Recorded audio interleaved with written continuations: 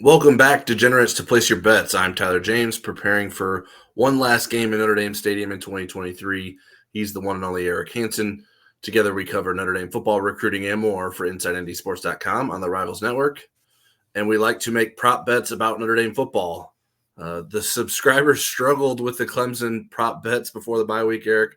Our best score was a 4, and we only had one person reach it. We had a lot of 1s and 2s as well. That included our longtime leader, Scott Clarsey, if you can believe that.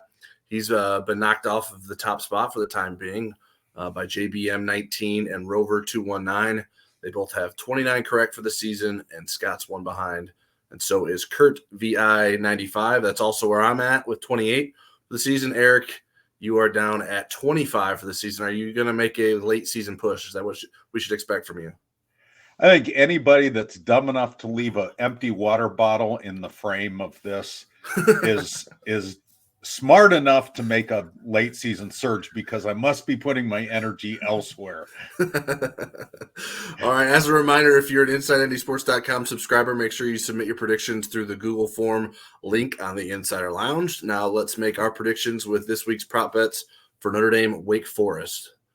First one I have for us, Eric, had to start with Sam Hartman. Over under 2.5 touchdown passes for Notre Dame quarterback Sam Hartman. Yeah, and he's kind of near another milestone. He could end up as number 3 all-time in touchdown passes. He needs 7 to get there. But I don't think his old team is going to help him. Not that they're crazy good against the pass, but I just still think Notre Dame's run game in the red zone is a better weapon than the passing game. So I'm going to say under. Yeah. Did you look to see the last time Sam Hartman had 3 touchdown passes in a game? I did not. I know the last time he had 6. Well, the last time he had more than 2 was the Central Michigan game this season. So it has been a while for him to get to that 3 mark.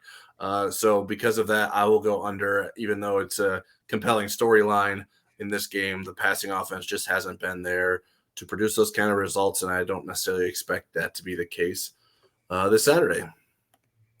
All right, our next one is over under 99.5 rushing yards for Audric Estimé. Yeah, Wake Forest is okay against the run.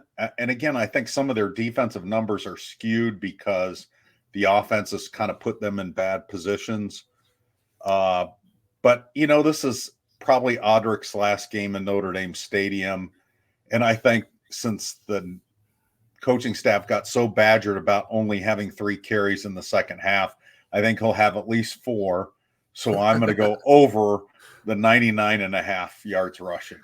Yeah, I'm joining you with the over there. That would be his 5th 100-yard game of the season. 3 of the 4 that he's had so far have come at home. So I'm anticipating a big game for Audric Estimé, and like you mentioned, likely his last home game in Notre Dame Stadium. So I will predict over as well. All right, our next one. Will someone other than Xavier Watts intercept a pass for Notre Dame?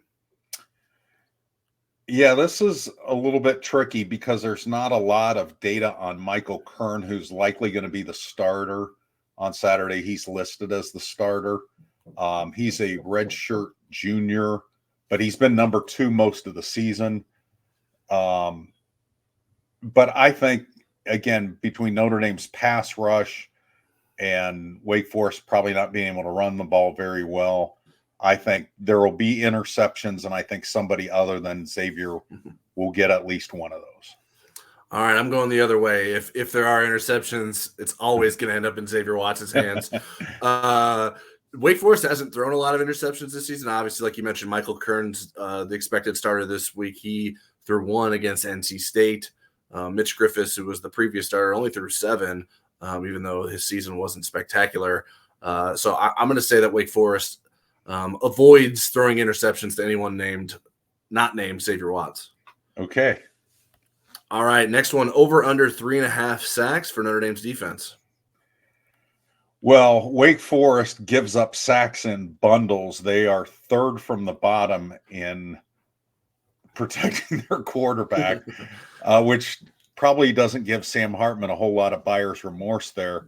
But I think, again, Wake Forest is probably going to try to get the ball out quicker with a quarterback making his first career start.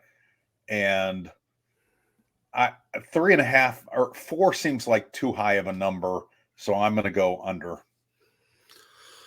Yeah, I mean, that may be a good bet. I spoke to Connor. Probably not. You're ahead of me in the standings. I'd go with your instincts. I spoke to Connor O'Neill from Deacons Illustrated, our Wake Forest site. Well, it's part of my weekly duties is to speak to. It wasn't like just for this. It was for my opponent outlook story. I DM'd him, but not for any information.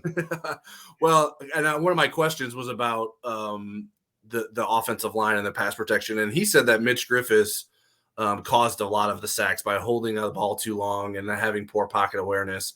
And so maybe Michael Kern will do a better job of avoiding sacks, which Virginia would help. Tech got to him, though, in that game.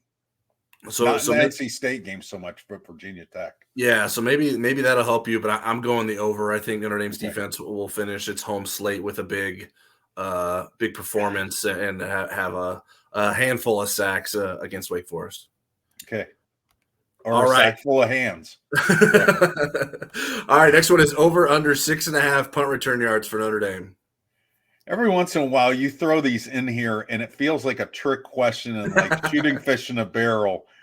And I want to say under, but I'm going to say over. I think, I think Wake Forest is good at covering punts.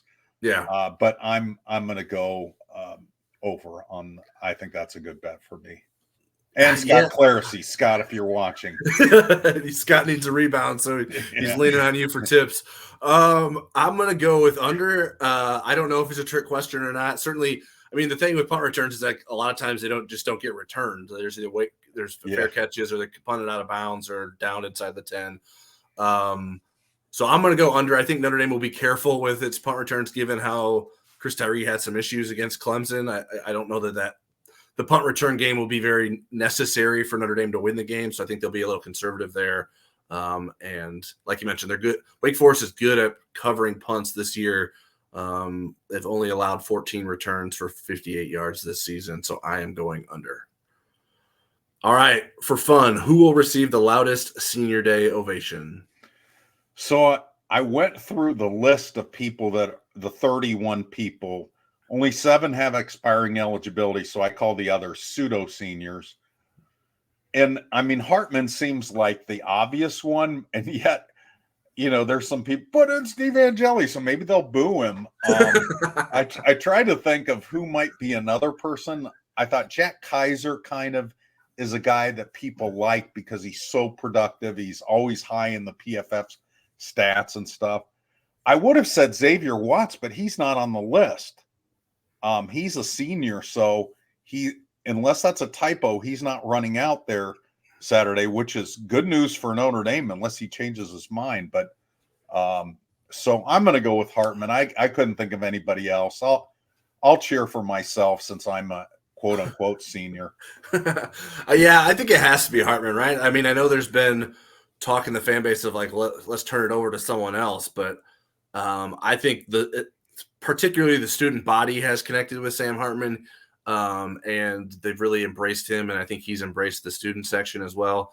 So I think he will get that loudest ovation. And there's not really like sometimes it's someone like who's a goofy character, like really embraces the crowd, or it may not necessarily always be Jerron Jones. Best player or something like that. And it could be like something that they do in the moment, like that really gets people pumped up or whatever. So you never really know. There could be wild cards. I couldn't come up with a good answer outside of Sam Hartman when I was going through the list either. So I think we're sharing the same sentiment.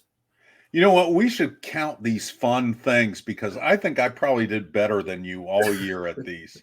I will cede that to you. I will accept that. I will say you did even without, unless you want to go back and look for the answers yourself. No, I'll cheat. I'll just say it was me. Okay, we can agree then. All right. Lastly, what is your final score prediction for Notre Dame Wake Forest? I wanted to change it because I get asked it sometimes in my live chats on Wednesday, and sometimes I just ignore the question. But he had another related question that was legit, so I came up with a score. I think I should be consistent. So I'm going to say Notre Dame 30, Wake Forest 10. All right. I'm not very far off. I think we've had pretty similar score predictions for most of the season. I have Notre Dame 38, Wake Forest 13. I think this is a game that Notre Dame should be able to win comfortably. I don't expect it to be a massive blowout as we've seen in some games this year, but I do think Notre Dame will be in control for the most of it and be able to breathe easy and get some seniors in at the very end for some last moments. And maybe some walk-ons. Exactly. All right, that'll do it for Place Your Bets. If you're an InsideNDSports.com subscriber, don't forget to submit your predictions through the link on the Insider Lounge. If you're not a subscriber to the site, we encourage you to take advantage of our 30-day free trial of premium access to InsideNDSports.com. You can do so with the promo code NDYT. We've included a link in the video description below to help you sign up. And for all of you, make sure you hit the like button, share with us your predictions for the game in the comments, and make sure you're subscribed to us here on YouTube. We will be back Saturday night after the game for our post-game takeaways, and may the odds be ever in your favor.